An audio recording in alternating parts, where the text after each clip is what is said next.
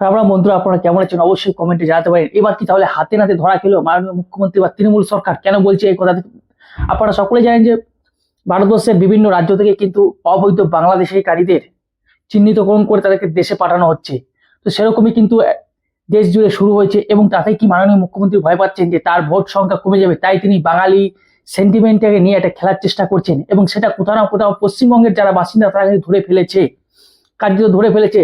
কারণ মাননীয় মুখ্যমন্ত্রী SIR বা ভোটার কার্ড সংশোধন বিল বা ভোটার কার্ড সংশোধন, সেই জিনিসটাকে নিয়ে ভুল বোঝানোর চেষ্টা করছেন মানুষকে বা পশ্চিমবঙ্গের মানুষকে, যে বিশেষ করে SIR হলে নাকি ওই হিন্দুদের নাম বাদ যাবে, এরকমটি কথাবার্তা তিনি বলছেন, এরকমটি কথাবার্তা তিনি শোনাচ্ছেন। বা বাংলা ওই বাঙালির যে সেন্টিমেন্ট, সেই সেন্টিমেন্টটাকে নিয়ে একটু খেলার চেষ্টা করছেন। কিন্তু এটা আবার ধপে টিকলো না, মানে পরিষ্কার পরিচ্ছন্নভাবে ধরা পড়ে গেল।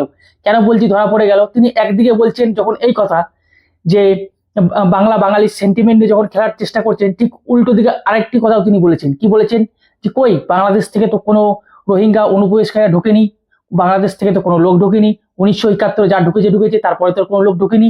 কিন্তু অথচ বাংলাদেশের গোটা ভারতবর্ষ জুড়ে বা গোটা দেশ জুড়ে যখন বিভিন্ন প্রান্ত থেকে অবৈধ বাংলাদেশিদের চিহ্নিত করে যখন বাংলাদেশে পাঠানো হচ্ছে, তখন তারা ফিরে গিয়ে বাংলাদেশে বসেই তারা বলছে মিডিয়ার সামনে যে আমরা পশ্চিমবঙ্গ থেকে ঢুকেছি এবং পশ্চিমবঙ্গেই তাদের আধার কার্ড, ভোটার কার্ড তৈরি করে দেওয়া হয়েছে।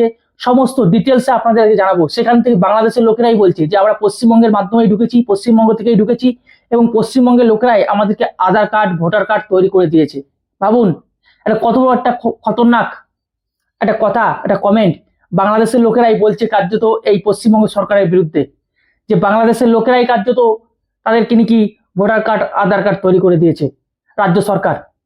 কি বলবেন বন্ধুরা? সেই ভিডিও আমি দেখাবো।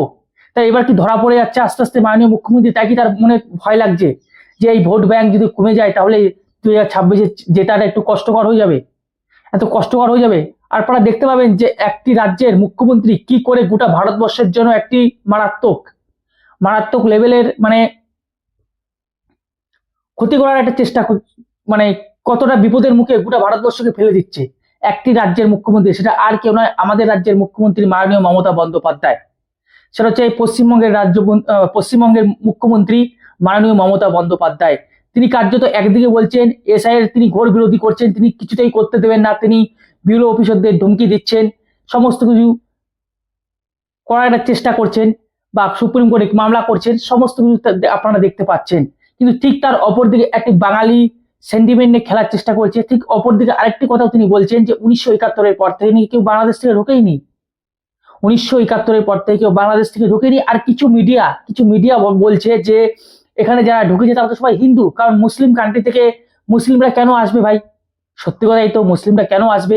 কিন্তু আজকে যাদেরকে ধরে ডিপোর্ট করা হচ্ছে বা বাংলাদেশে পাঠানো হচ্ছে, তারাই সব মিডিয়ার সামনে এসে জলজান্ত ভাবে বলছে যে আমরা পশ্চিমবঙ্গ ঢুকেছি, এবং পশ্চিমবঙ্গ থেকেই তারা Aadhaar card, voter card, ration card তৈরি করেছে, তারপরে ভারতবর্ষের বিভিন্ন রাজ্যে ছড়িয়ে পড়েছে।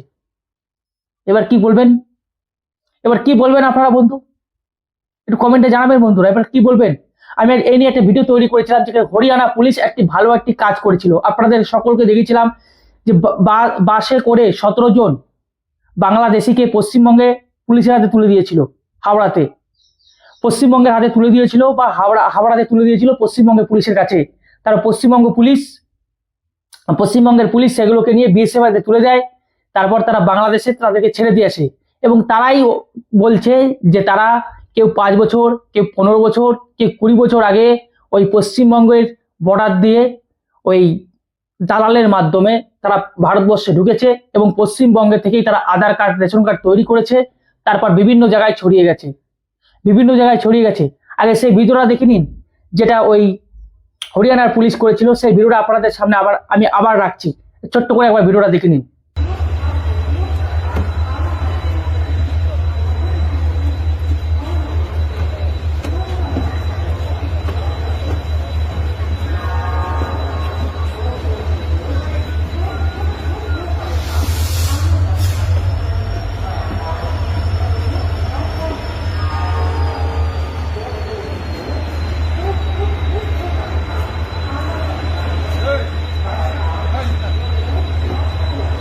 তো আপনারা ভিডিওটি দেখতে পেলেন যে কি করে বাস ভর্তি করে বাংলাদেশি অবৈধকারীদের পশ্চিমবঙ্গ পুলিশের হাতে তুলে দিচ্ছেন। যেটা কিন্তু হাওড়ায় রাখা হয়েছিল, হাওড়ায় তুলে দেওয়া হয়েছিল, ওই বাসটি কিন্তু হাওড়ায় গিয়ে দাঁড়িয়েছিল। তো আপনারা দেখতে পেলেন যে সমস্ত বাংলাদেশি অবৈধ বাংলাদেশি পুরোপুরি কলকাতা পুলিশ বা পশ্চিমবঙ্গ পুলিশ হাতে তুলে দিলেন এবং তারা বিএসএফ এর হাতে তুলে দিলেন এবং বিএসএফ বাংলাদেশে এনাদেরকে পাঠালো। তারপর এনাদের ইন্টারভিউ নেওয়া হলো। বাংলাদেশের একটি চ্যানেল আছে, চ্যানেল 24, যতদূর সম্ভব চ্যানেলটির নাম হচ্ছে চ্যানেল 24, সেখান থেকে এনাদের একটি ইন্টারভিউ নেওয়া হলো এবং এনারা কি বলছেন এবার কথাটা একটু মনোযোগ সহকারে শুনবেন। আমি যদি মিথ্যাটা বলে থাকি এবার কথাটা শুনবেন যে কিভাবে এনারা পশ্চিমবঙ্গের মাধ্যমে, পশ্চিমবঙ্গ রাজ্যের মাধ্যমে ভারতবর্ষে ঢুকেছে এবং পশ্চিমবঙ্গ থেকে কিভাবে আধার কার্ড ভোটার কার্ড তৈরি করেছে। আর যে সমস্ত মিডিয়াগুলো বলছে যে শুধুমাত্র হিন্দুরা এসেছে, তো কিছু মিডিয়া আছে যারা বলছে যে বাংলাদেশ থেকে তো ভাই হিন্দুরাই আসবে এই দেশে অত্যাচারিত হয়ে, তাদেরকেও একটু বলবো একটু এবার একটু জবাবটা দেবেন, এবার একটু জবাবটা দেবেন যে এনারা কি তাহলে মিথ্যাটা বলছে। এনারা কি বলছে, এই যে অবৈধ বাংলাদেশি যাদেরকে বাংলাদেশে পাঠানো হলো তারা কি বলছে একবার ছোট্ট করে শুনে নিন। পয়সা দিছিলাম আমার টাইমে দিছিলাম, যখন আমি গেছিলাম 10 বছর আগে 2015 সালের অক্টোবরের 28 তারিখে গেছিলাম আমি। তা ওইখানে আপনার গেছিলাম দালালের মাধ্যমে 5,000 টাকা দিছিলাম আমি। তা দৌড়ে নিয়ে গেছিল আমাকে। তা যাওয়ার পর ওইখানে কাজ করতেছিলাম। আমার আব্বা কার্পেন্টারে কাজ করতো। তারপরে ওইখানে আব্বা কার্পেন্টারে কাজ করতে করতে আমি ভাষা জানতাম না। তো ওখানে ভাষা না জানলে ওইখানে আমি 50 টাকা করে দিহাড়ি দিচ্ছিলাম, কাজ করতেছিলাম স্টার্টিংয়ে। করার পরে ওখানে ফার্নিচারে ব্যবসা করতাম। ব্যবসা করতে করতে আধার কার্ড বানাইছি, প্যান কার্ড, ভোটার কার্ড, ডোমোশিল মানে নাগরিক সার্টিফিকেট, A to Z যে নাগরিক সার্টিফিকেট বানানোর জন্য যেগুলো প্রুফ প্রয়োজন পড়ে সেগুলো বানাইছি। কিন্তু নাগরিকের সার্টিফিকেট দেয় না, ঠিক আছে, নাগরিকের সার্টিফিকেট দেয় না, কিন্তু নাগরিক দেয়নি। এখন যেখানে বাঙালি দেখতেছে সব বলে বাংলাদেশ। আমি সব প্রুফ দেখাচ্ছি, তা প্রুফ দেখানোর কাজ আছে না, সিবিআই আছে, ক্রাইম ব্রাঞ্চ, যে যেরকম আমাকে বাংলাদেশে যেখানে ডিবি পুলিশ বলে ওইখানে ক্রাইম ব্রাঞ্চ বলে, সিবিআই, এরকম ধরে ধরে পেপার চারে ফেলাচ্ছে। আর সবচেয়ে বড় কথা, আমরা বাঙালির একজনের ক্লিকবাজি করতেছে, মুখবাড়ি বলে, মানে আপনারা ধরেছে তারপরে বলবে কি পাশের আরেকজন আছে। আমি যেখানে থাকি সেখানে কোনোদিন আমি কাবাডির কাজ করিনি, কোনোদিনও না। আমি যেখানে থাকতাম সেখানে তো বাঙালি কোনো তো অস্তিত্বই ছিল না, কাবাডি তো দূরের কথা। আজকে তো আমরা ওইখানে সরকার বলে দিয়েছে যত বাংলাদেশি আছে সব ছেড়ে দিতে হবে, ঠিক আছে, পাঠাই দাও বাংলাদেশে। গেছি আছে আরও 5 বছর আগে আমি কাজ করার জন্য গেছিলাম। তারপরে ওখান থেকে এই 5 বছর পরে ওখান থেকে আমাদের পুলিশওয়ালারা ধরেছে বাংলাদেশি করে।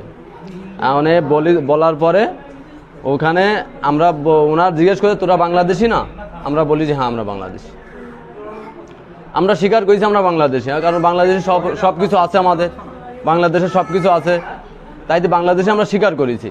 স্বীকার করলে আমরা পুলিশই ধরে নিয়ে এসে বাস ওই পর্যন্ততে এই আমাদের 17 তারিখ ধরেছে, আজ আছে 1 তারিখ। 1 তারিখে এসে আমাদের এই জায়গায় নিয়ে আসছে। 1 তারিখে আমাদের এই জায়গায় নিয়ে আসে। 17 তারিখে ধরেছে, আজ আছে 1 তারিখ, তাহলে 18 দিন হয়েছে।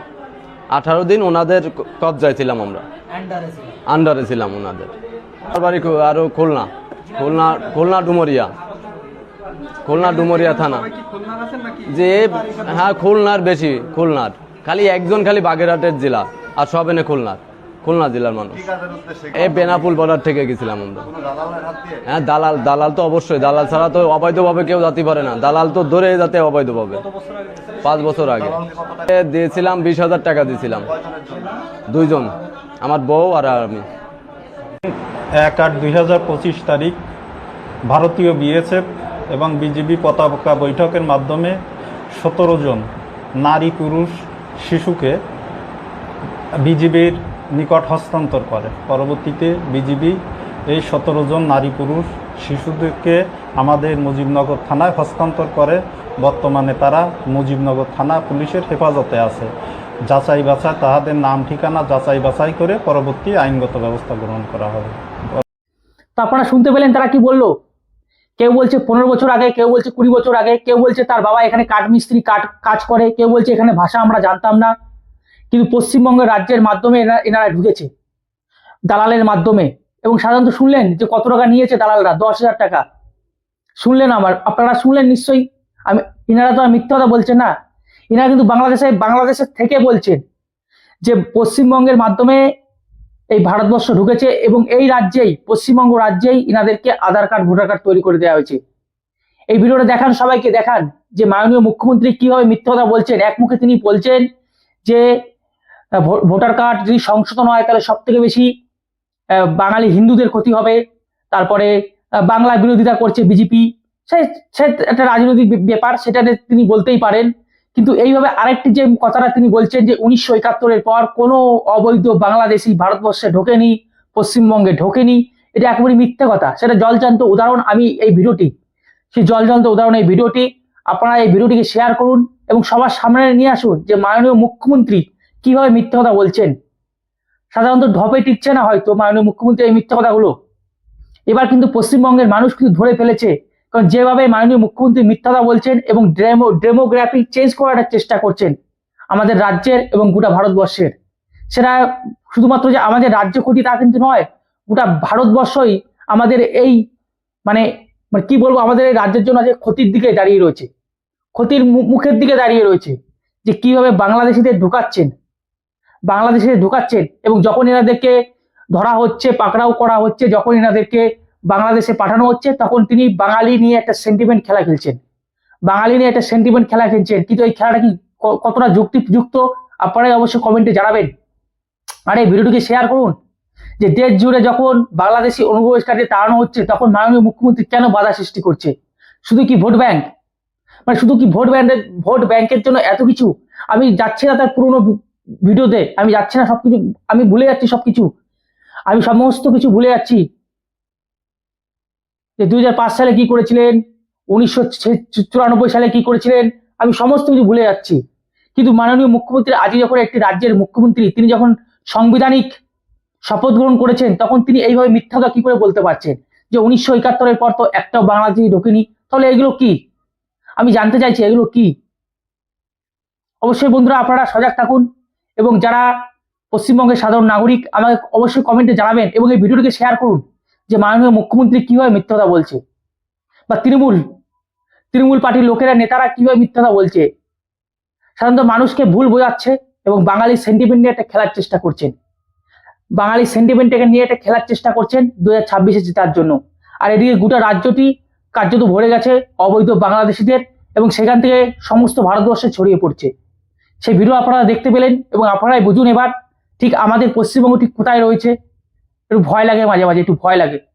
তো ভালো থাকুন, সুস্থ থাকুন এবং আপনাদের গ্রামে যদি এরকম অবৈধ বাংলাদেশিরা দেখেন, কারণ আপনারা তো ভালো চিনবেন, কারণ আপনাদের গ্রামে আপনারা অনেকদিন ধরে থাকেন, কোনো অচেনা মুখ যদি হঠাৎ করে এসে আপনাদের বাড়ির পাশে উদয় হয়, আপনারা আমাকে কমেন্টে জানাবেন এবং সেটা ভিডিও করে পাঠাবেন।